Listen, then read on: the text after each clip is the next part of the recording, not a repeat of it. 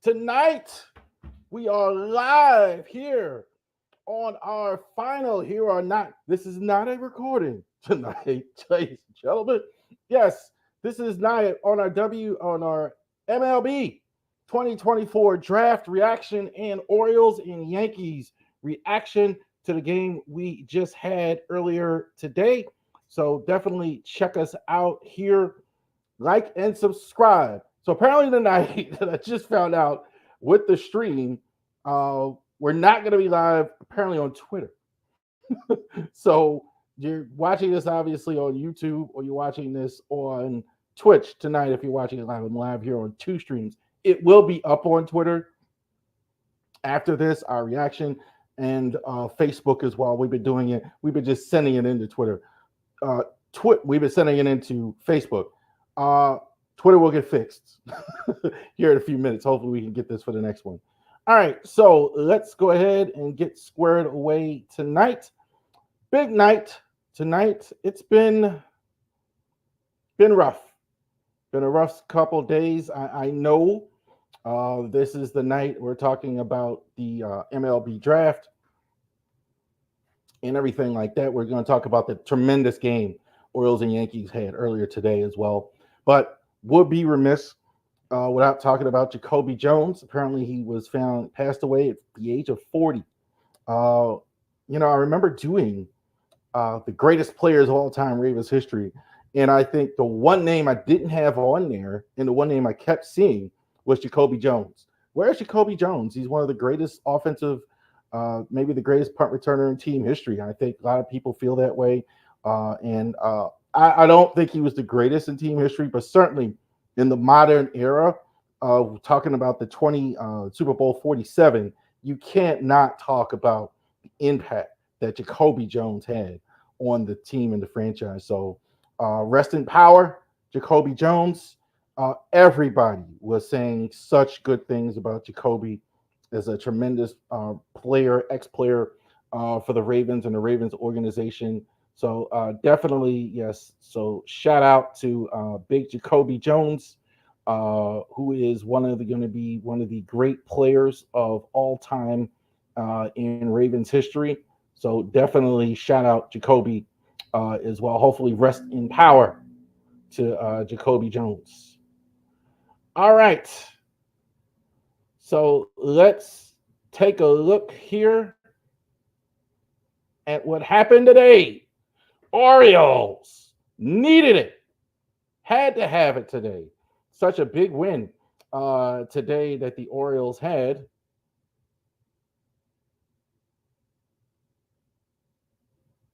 Going to go ahead, go to full screen here, and go ahead and you guys can check it out what happened as well. Orioles 6-5 win today. Let's go ahead and check this out here. What happened? Play Holmes. Mullins to left. Verdugo started in, and the Orioles are going to win it. Oh, my! Welcome to Club Stead. Running out. I was about to say this ended. It might have been the biggest win for the Yankees of the season so far. Hey, this might be the biggest win for the Orioles. Play home. So there you go. What happened today? 6-5 Orioles win today at Camden Yards. So the last game before the All-Star break last year, Orioles did the All-Star break. They had an explosive win over the Minnesota Twins. They win today. They needed it. This was very, very needed. Sometimes in sports in general or in anything that you do, it's better to be fortunate sometimes than good at the end. Tremendous game, though, all the way around. Let's go ahead and chop this up, this game that we had today. So, Yankees. Talk about the Bombers first. Soto has been terrific. I think he's slowed lately. He was bad today. 0-5, 0 for 5. He had 3 strikeouts. He struck him out 3 times. Nasty one time, that last one that he had. I think this is probably they're so reliant on Soto and Judge in as far as their offense. So there was no really Soto today as well. He had 3 Ks. Judge was basically shut down. He had 2 walks. I think he was hit by a pitch. Um, he had 1 strikeout. So they had to rely on other places, other pieces today to go ahead and help them, but not much from him today. Rodon, it's been a little shaky lately. I think they kind of yanked him early because of the break. Went to the bullpen in 4 innings. He gave up 2 runs, had a lot of Ks as well. I thought Rodon wasn't at his best. Rushman, my boy, Adley. This is probably as bad as I've ever seen him as of late.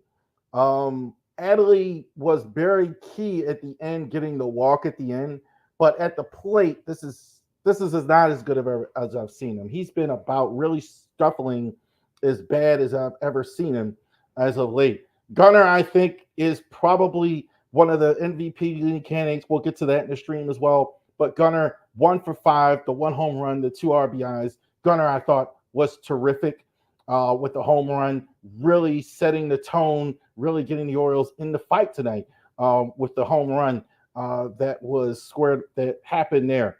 Dean Kramer, 4 2/3. He had 4 2/3, 2 earned runs, 4 Ks. I thought Dean was again, could have been better. I don't even judge the 4 2/3 like I used to because of the guys, how Major League Baseball is. Guys don't pitch long in the games, late in the games anymore, but that's just how it is now. But still better than that.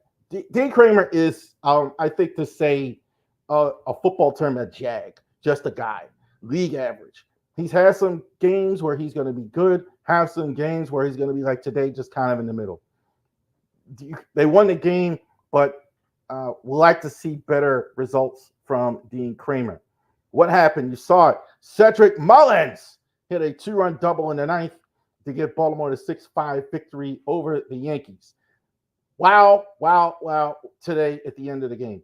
Kimbrel in the 9th inning came in to shut down the game, and he just didn't have his stuff. Kimbrel, I thought today, looked like a guy who hadn't pitched in a while. When you lose a lot of games and then you bring the closer in, he had too much. He was too wound up, didn't have control, looked like a guy who hadn't pitched, overpowering his stuff. Too much didn't happen for him. So what happened was gave up the homer. Ben Rice goes ahead, the outstanding rookie who might have been taking Andy Rizzo's job with the Yankees, the outstanding rookie for them, went ahead and hit the home run. I was so angry. I couldn't believe it. Just threw it at the TV. I was all upset watching the game on Roku today. So I was upset, but came back. So we came back in the 9th. So the Orioles, that forced the Orioles to come back in the 9th inning. So what happened in the 9th? Anthony Volpe, outstanding defensive player. I think the sacrilegious to some Yankee fans, I think he's a better defensive player than Derek Jeter is. Had an error in the 2-out rally, kept the Orioles in the 2-out rally in the 9th inning. Orioles, the game could have been over right there. So there was 2 outs in the 9th. The balls hit the Volpe at shortstop, and he goes ahead and bobbles the ball, and they got nobody.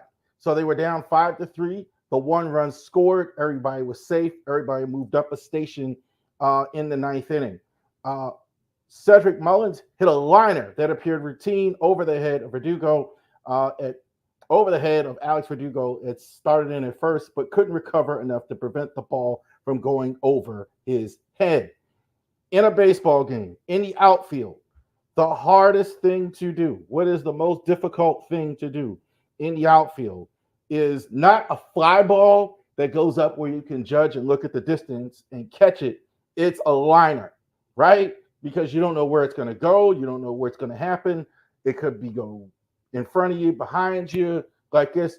The speed and the trajectory of a ball or a liner is tough, especially in left field. where it kind of gets out there a little quicker than it does in right field. So you see that a lot. Hit a liner. Verdugo, for some crazy reason, was playing in. Like he didn't know the situation. So Mullins shoots the ball over his head. 2 critical defensive plays. Orioles win 6-5 today at Camden Yards. So, not so great lately. Orioles struggling, but guess what? With the win today, going into the All-Star break, you're in first place by yourself in the American League East. So keep that in mind. Hasn't been so great lately. I think you have a fatigued baseball team. They've been going pretty hard offensively, and I think there's just in the dog days. I think a rest is needed. I think absolutely you're going to get some guys back. You're going to get Kerstad back probably after the break. They sent Povich down. No doubt he's going to come back up, I think, after his last start. So it'll be interesting to see what happens the rest of the way. It is so nice to beat the Yankees. Oh, my God, the Yankee fans were so annoying. It was, gosh. You know, in watching a national game, I know like baseball and like football, fans like to watch the local broadcast rather than any national broadcast. I'm aware of that. But it's annoying. It's always so pro New York on these screens, like whenever they play, it's so pro New York. So definitely it feels like a rivalry, playoff intensity and everything that's going on. So absolutely, definitely felt like playoff intensity in this one as well. Orioles go into the break with the lead in the American League East. All right, so let's talk about the midseason here. We are going to get to the draft. Orioles, I don't think we've picked yet. Go over the top 10. We'll go over the top 10 as well, and we'll go over the Orioles pick while it goes on. We'll go ahead and react to that. But before that, we'll get to our MLB 2024 midseason awards. Okay, so now we're officially at the midway point in terms of everything season. Every team now is on All-Star break right now until Friday. What's going to happen? Who has been the best in the majors? This is just the Rivalry Sports view of it as far as right now, who has been the best in the majors here in the American League. Much as I don't like the Yankees, obviously, as much as I would love to say Gunnar Henderson, I think that Gunnar Henderson was second. I'm going to say Aaron Judge. Judge, I think, is really on Barry Bonds stuff right now. They were basically pitching around him. He still hit 2 home runs. So he's been terrific down the stretch. He's leading the majors. He's got over 30 home runs at the break. So he's been terrific. Gunner's not that far behind him. I think the thing that would help Gunnar is if the Orioles finish ahead of the Yankees. Kind of the same thing with Lamar, the best player on the best team argument. Gunner's been fantastic. Even with the Orioles struggling, Gunner's been outstanding. Soto, I still have him third. I think he still has a chance to win it. Not as much lately from him, but I mean, him and Judge protecting each other is just incredible. These 3 were pretty easy also, too, in the American League. Cy Young. Tariq Subban, what's going to keep him out of the side is kind of what I just said about Gunnar. The Tigers aren't any good. We're going to get to tears in a second. That could be an issue there for the Tigers. Otherwise, there's no question about it. Corbin Burns, I think, is going to be very expensive in the offseason. I think he's the best pitcher in the American League. I think all things considered on a good team. Seth Lugo has been really good. His name, I don't know why his name is not coming up more. I'm hearing more about Terrence Houck. I'm hearing more about a bunch of other guys, but Seth Lugo has been really good for KC this year. Cy Young, Rookie of the Year, Luis Gil for the Yankees. I think struggled a little bit lately, where he was like flawless. Again, a bit in the dog days. I'm going to put him down as the best rookie. Mason Miller, Mason Miller is tremendous to watch. Watch him throw. I mean, it's like Philly Batista, like 100. Still, even with stuff to learn as a pitcher, he's absolutely there as well. Colton Cowser, I have him on the list. Most home runs for a rookie. I think he still has a shot at it. He's got to bring the average up. Definitely good defensively as well. Really seeing a lot in center, which is very good for him. National League Player of the Year, most valuable. So far, Shohei Ohtani for the Dodgers. I have him as the National League MVP for the first half.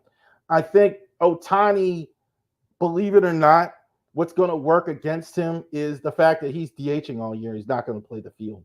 But even with that, he's still leading the National League in home runs. The Dodgers are terrific.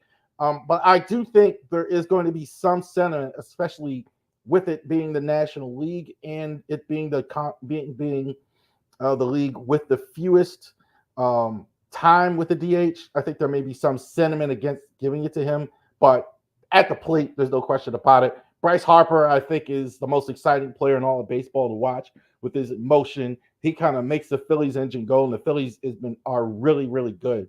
Some of y'all might be shaking your heads a little bit with Betts. Betts, I think, is there. I think he's been out here, but I think when he gets back, I think it's going to be him and Ohtani and Harper, 3 to the post all year long. I don't think anybody else is going to jump in there. National League, Chris Sale, I think he's been the best.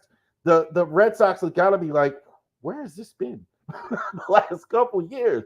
Why is this? I mean, this is the Chris Sale they spent so much money on. We're waiting so much for, and he's been terrific for Atlanta. Atlanta's offense hasn't been quite as good, and so thank goodness they've had a great season for Chris Sale. Zach Wheeler, I thought it's been terrific. The Phillies have terrific pitching, period. Their first 3 guys. Wheeler, I think, has been the best. Suarez, better start at the start, kind of slipped back a bit. And Aaron Nola is really good. We know how good he is. Paul Skeens. I know how good Skeens is. I'm pumping the brakes a little bit.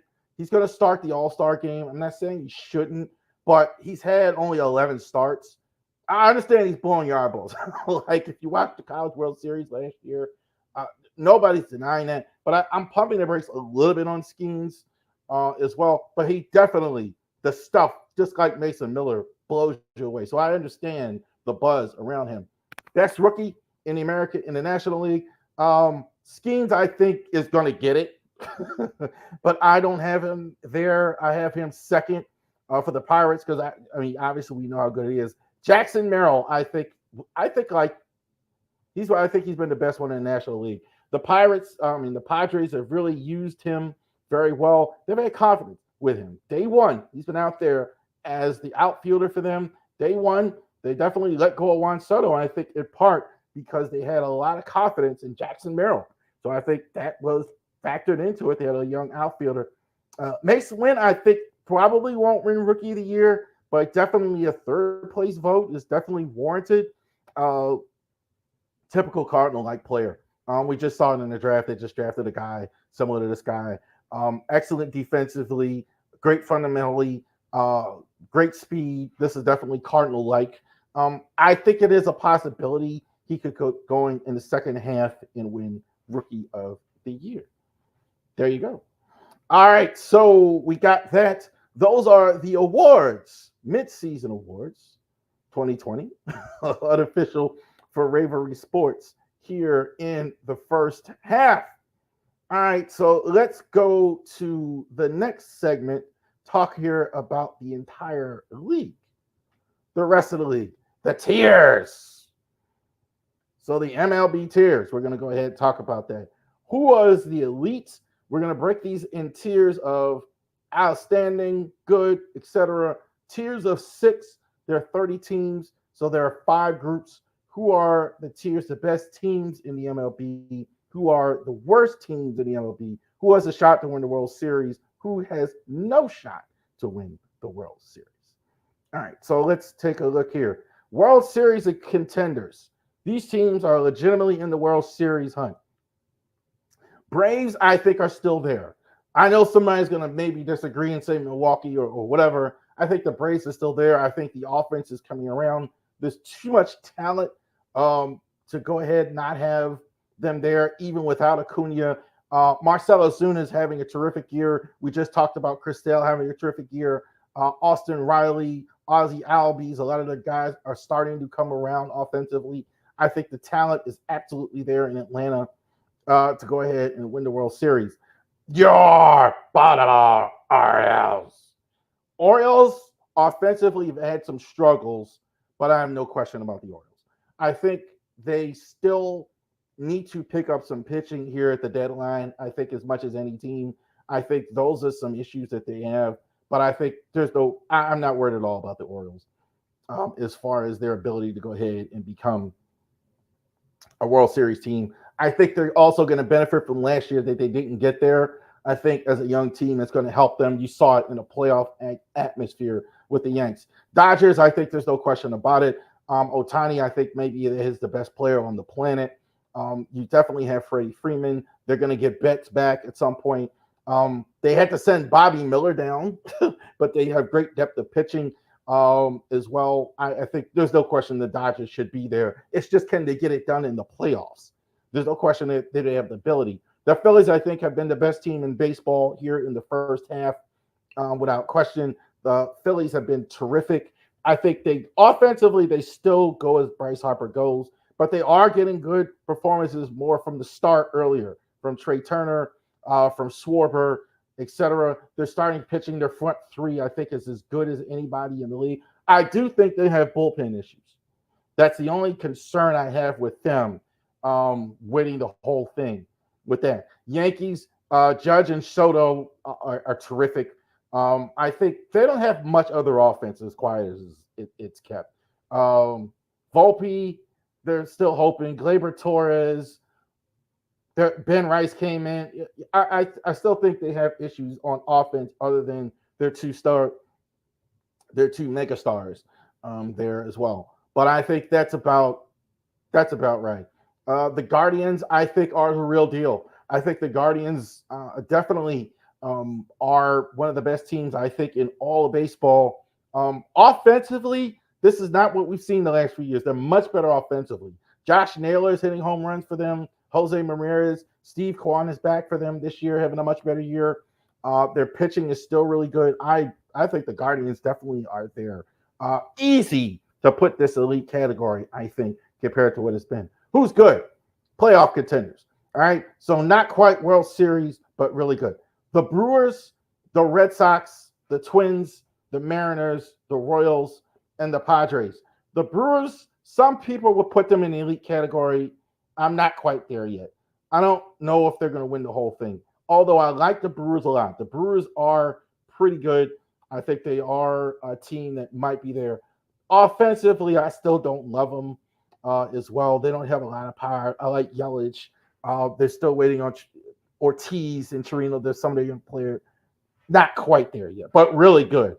It's arguable they could be there. The Red Sox have been sneaking up again. The Red Sox have been really good. Devers, I love him. Devers, I think, is a terrific offensive player. I think they're getting pitching from Houck. Has been outstanding as well. They're kind of slow building it up. I think they're winning more. I don't know about World Series quite yet. Twins, Correa has been good. This is kind of what we're seeing from the Twins, though. They don't have enough offense to really be in the elite category. They have some good offensive players, but I don't think they have enough offense to be in the great category. Same with the Mariners. They may have the best rotation of all the teams in the American League. With Gilbert and all those guys, etc. But again, outside of Rodriguez, who hasn't been having a super duper season as well for them, they don't score enough. A lot of what we've seen with the Orioles, the Mariners, this has been the case with them all year long. They get great pitching performances, but they don't score. They lose low-scoring games as well. Royals are good. Bobby Witt is terrific, as we all know. Witt, I think, is going to be one of the better players in the American League. I think Gunnar and Witt are possibly in the All-Star game for the next 6-7 years. They stay in the American League. So there's no question about it. I think Seth Lugo has been good. Their pitching is not bad. I think just a little bit missing for me as far as going all the way. Padres, they're kind of the uncrowned champions the last few years. I would say they are good. I don't think they're great. I think they're going to have problem beating the Dodgers. That's more why it's good with them. They're not. There's a difference between them and the Dodgers. They're going to win some games, but I don't think it is. Manny Machado's got to show up for them as well. but they've had a lot of good offense all year. Jackson Merrill's going to the All-Star game, etc. I think they're really good. These teams are decent, okay? So they might jump into the good category, possible playoff team. Cardinals aren't bad. That's kind of when I see them. They're okay. Madison Wynn, I think, is outstanding for them. I think their pitching needs a lot of work. I mean, they got a lot of older guys there, so they're going to need some help there. But they can score some runs. I mean, they definitely have that. Definitely on the tail end now for Goldschmidt and Arenado. So we'll see there. The Astros, I think, have been a little off. Some people are thinking the Astros are going to leap up. I'm not sure. Not sure. I'm not counting them out because of the Astros. Altuve is still Altuve. I think Kyle Tucker, fell off a little bit after such a great start. So there's still stuff there, but I think it's a slow fade for them as well. Pitching, I think, is good, though. Pitching, I think, is good. It might turn around. The Rays, I think, are a miracle to be here. I think with all the problems that they've had, they're not going to score enough runs. They're not going to score enough runs. The pitching, I think, isn't as good. So I think, but I you know what I do like? I love their manager as well on that team as well. So I think they're well coached. You can see that. Giants, they got a lot of guys not work out. I think like they're kind of been right here the last few years. I don't think they're going to progress past here. I think in the middle is kind of where they are. Some Mets fans would say this isn't too bad. I don't think the Mets are too bad. They have some players there. Look, you still have Alonso there. He's going to be a free agent in the offseason. They have Lindor, who's been good for them. Some people say Brandon Nimmo went to the All-Star game. Diaz, I mean, that's went bad, but about in the middle. Diamondbacks, biggest thing, Christian Walker has been terrific. Corbin Carroll's been a major disappointment, considering how much money they paid him, how well he played last year. I'm shocked that he's been this bad. He's picking it up lately, I guess, but yeah, I'm surprised. I think probably the main reason they're down this far is that either way, I think they're not super bad, but they maybe can sneak in the playoffs with a miracle. Nets, I think their young players are coming along. I think they're slowly on their way up. I think Abrams, you could argue, should have been in the All-Star game. I think they're not that far away. They just traded. I like the Nets. I think the Nets, could be on the way up. Rangers, I'm not a believer. I think they just snake bit this year. I'm kind of thinking this is not their year, even though they won the World Series last year. They're getting Sager back. Simeon hasn't kind of not been the same. Pitching has not been really good. They haven't got DeGrom. They've had some issues. I don't see it possibly because of what they've done as well. The Pirates, possible. Not throwing dirt completely on the Pirates. They have some pieces. This is kind of also to where they've been kind of like the Giants. Like there's some glimmers of not being bad, but not enough to really move them as well. Record not interesting to see. Cubs, I don't know what to make of the Cubs. They're the one I would put them in question mark. That's why they're in this category. Some good stuff there. Swang has been really good for them. Hoping to get Justin Steele better this year. Offense is kind of not great, but then it is, again, inconsistent. One of the most exciting players in all of baseball, De La Cruz, here as well. Not a lot here. We keep hoping with kind of like keep hoping. Kind of a lot of meh. Blue Jays, I think, are pretty good as well. They should be. There's rumors that they want to sell off after this year. They want to sell Guerrero and all that, etc. Possible.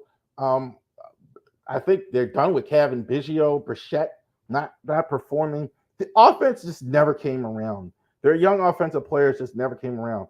Kind of like team in this category, White Sox. Definitely selling. White Sox are going to make a big difference. Crochet, they're definitely going to go ahead trade. They're definitely going to be making moves there going forward. A's are awful. The whole situation is awful. They got a couple good relievers. That's it. Mason Miller leading the charge there. Subel, I think, might be the best pitcher in the American League. There's nothing else there. They went ahead, sent Torkelson down to AAA. That's not good. Angels, I think they haven't even started their rebuild yet. Rockies, yeah. Ryan McMahon's really good. I'll say that. Ryan McMahon's really good. They have some guys there, but not really there. And the Marlins, yeah, they're right back to where they were. I don't think baseball works in Miami as well. So there you go. The tiers.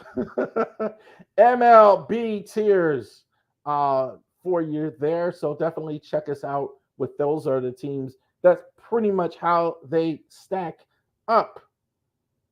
What's happening tonight? MLB Draft. Man, it's starting to get this right here. So amen to that. MLB Draft was probably the worst presentation of a draft that I saw as well. So definitely they've changed that. They got cowboy hats on and all this other good stuff that's going on. Orioles are about to pick. It looks like 21. That was the last pick. We'll go over what the Orioles are about to do here as well. What's going on tonight with the Orioles, with the draft? So let's talk about. Oh, no. You're not going to copyright me. Get you off of there. All right. So let's talk about what happened here in the draft here so far. Travis Bonanza, I think that's how you say it. Oregon State. The last time a player from Oregon State went first overall, who was that? Adley. Adley Rushman. This is not what I would have done. He's a pretty good hitter. I don't think first overall. I think definitely he kind of fits the team he went to. I think you kind of see that a lot. And I definitely see several players like him. He's a really good hitter. You kept hearing them talk about swing and miss rates and everything like that. I think you can kind of overdo that in college. I kind of look more for the gymnast, the athlete, and things like that, because you're not going to have them on the field anyway.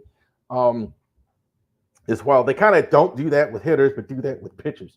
So this is the case in point. Right-handed Travis Chase Burns from Wake Forest. Couple Demon Deacons went early there in the first half, in the first round rather. Deacons had 3 players. The pitching inventory wasn't much. There was about 2 here early. That's about all that was here. Chase Burns throws hard, throws really hard. Not quite a Paul Skeens, I don't think, in my mind, as far as a prospect. I think he's a little bit. I think this whole draft is kind of a little bit below last year's. But I think, like, definitely if you want a guy pitching, not a lot here. So you got to get it early as well. Charlie Condon, I love him. I think, like, definitely he's an outstanding right field future player, future really superstar in the outfield. I think he went 3rd as well. Again, they were talking about swing and miss and all that other stuff. Condon hits it a mile. That's all I know. Every time I saw him, he hits it a mile. Nick Kurtz, I think, is definitely, again, more of a swing and miss guy. Talking about a guy that kind of hit. He's going to hit. I think, like, at first base, I don't love him there. I think at third base, I like him more. I think for first base, I want a little bit more power than this guy. I think he's going to hit for power, but I think he's more of a solid hitter than he is a big old power hitter. Hagen Smith, I think, is definitely a great look. You can't ever pass on a guy throwing as hard as he does from the left side. So Hagen Smith was a guy from Arkansas, the White Sox. White Sox need any type of pitching. I think it's very possible they need to build up some pitching because they're going to be moving some guys out. Let's hope Garrett Crochet comes to Baltimore in the trade. Jack Caglione, I thought this was the best player totally in the College World Series. Talk of him being a pitcher, I think he's terrific without it. Again, hits the ball a mile.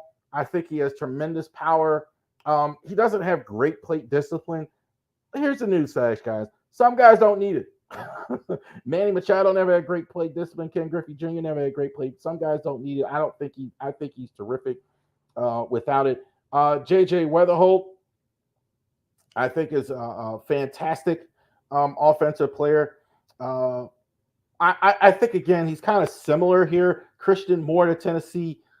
That was a bit of a surprise to me because he kind of came up in the last few weeks in the College World Series. He was the biggest riser for the national champion winning team, Tennessee Volunteers. So he was good. J.J. Weatherholt is a West Virginian. If you live around here, you can tell one, right? You live in Virginia, you can tell a true West Virginian. This is a true West Virginian. Kind of similar guys, Bonanza, Weatherholt, Christian Moore. You're kind of hoping that they become. I think it's a little higher than I would go. That kind of speaks to the draft a little bit. I think it's a little bit below. Connor Griffin, arm strength is unbelievable. I love every time I watch the video with Connor Smith and I watched his arm strength, I was like, wow, with the arm strength that Connor Griffin actually has. So shout out to him with getting that. Some talk of making him a pitcher. I don't know. I'd love to see him in the outfield and right field. So with that throwing arm he's got, I mean, those throws from the outfield were just terrific. So very impressed. Best high school player in the draft. And the Nats drafted Seaver King, not named after the great Tom Seaver. They mentioned that as well tonight, where he is not mentioned after the great Tom Seaver. He was a outstanding. So the Wake Forest Demon Deacons had like 3 in the first round. ACC, SEC, when you talk about baseball as well, you have guys that are going early. You had 3 in the first 10 picks for them. All right, so obviously, what am I getting to here? What are the Orioles doing? Orioles. All right, now I'm seeing it just as you're here. And this is a guy I had been watching talk about another outstanding prospect in the College World Series. And let me go ahead and get the graphic up. Vance Honeycutt is the selection for the Baltimore Orioles at the 22nd pick.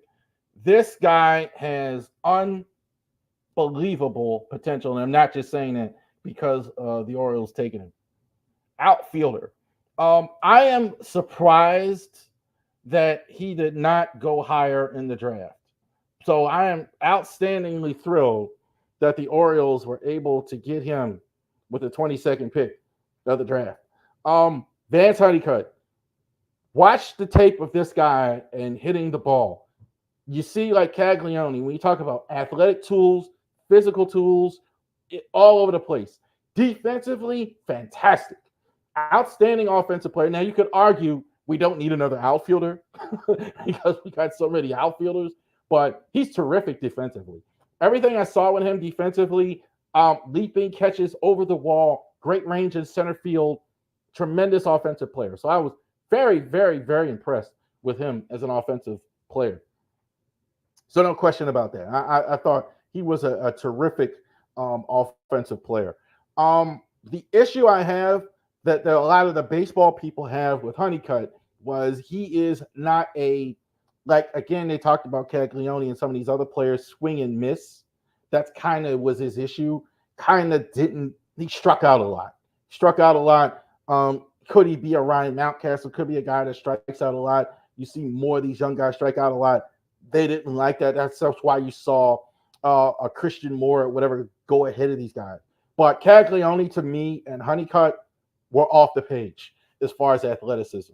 So this is an outstanding pick. This guy's not going to be in the minors too long at all. This guy's not going to be in the minors too long at all. So outstanding pick for the Orioles, I think, in the first round as well. Now, again, maybe you don't need an outfielder. You're going to have to get some pitching and competitive round, etc. But definitely the Orioles are going to go ahead and get that squared away. Definitely check him out. Would be happy to check him out. I'm pretty sure Wednesday when I do the podcast, when that drops, he's going to be somewhere in those top 10 as far as picks, top 10 as far as the rankings. Wednesday on the podcast, we're going to do a brand new Orioles top 10 prospect list for you. So we're definitely going to have that. Who are now the Orioles top 10 prospects in the list? Definitely. And we're also going to talk about the trade deadline that's happening. All right. So let's get out of here. So thank you very much for joining us tonight. Talked about the MLB, the Orioles. Love these baseball-only streams. Baseball keeps us company all summer long. So we want to thank you very much for joining us tonight. Definitely check us out Wednesday. All right, for our podcast as well, our regular Railroad Sports podcast as well. Real quick, railroadsports.company.site. Definitely check out our website as well. Definitely, if you want to buy stuff like this, we have Orioles hats. I'm rocking the Jim Palmer jersey. Definitely, you can get that stuff as well. Genesis Notary Services, if you live in the Winchester, VA area, we can go ahead and square your way with that. If you want to have items like that, Notary Services with Care in the Winchester, VA area, and Harris Legal Shield. Definitely go ahead and email us. Go to Harris Legal Shield /Facebook.